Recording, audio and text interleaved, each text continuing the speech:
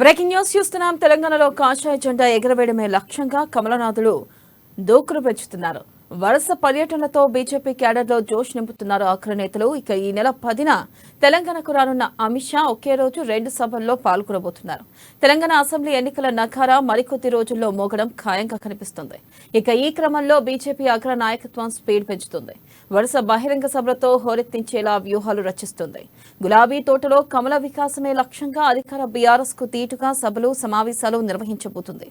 ఆయా సభలకు బీజేపీ అగ్ర నేతలు హాజరు కానున్నారు. ఇప్పటికే 3 రోజుల వ్యవధిలో 2 సార్లు తెలంగాణకు వచ్చిన ప్రధాని మోదీ ఎన్నికల వేడిని రాజేసి వెళ్లారు. ఇక బీజేపీ జాతీయ అధ్యక్షుడు జేపీ నడ్డా కూడా 2 రోజులుగా హైదరాబాద్ లో మకాం వేశారు. ఇక బీజేపీ రాష్ట్ర కౌన్సిల్ సమావేశానికి ముఖ్య అతిథిగా హాజరై ఎన్నికల సమయత్తంపై పార్టీ శ్రేణులకు దిశానిర్దేశం చేశారు.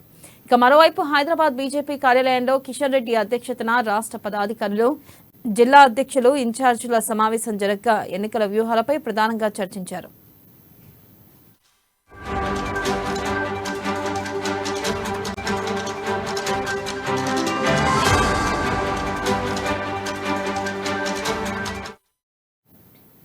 ఇక ఎన్నికల రూట్ మ్యాప్ ఖరారుపై నేతలకు పార్టీ సంస్థాగత జాతీయ ప్రధాన కార్యదర్శి బిఎల్ సంతోష్, సునీల్ బన్సాల్ దిశానిర్దేశం చేశారు. ఇక ఇదే సమయంలో ఈ నెల 10న తెలంగాణకు రాబోతున్న కేంద్ర హోంమంత్రి అమిత్ షా ఈ సందర్భంగా ఒకే రోజు 2 బహిరంగ సభలు నిర్వహించాలని బీజేపీ నేతలు నిర్ణయించారు. ఇక 10న ఉదయం ఆదిలాబాద్ జిల్లాలో అమిత్ షా సభ నిర్వహించనుండగా సాయంత్రం రాజేంద్రనగర్ నియోజకవర్గంలో భారీ సభకు ప్లాన్ చేస్తున్నారు.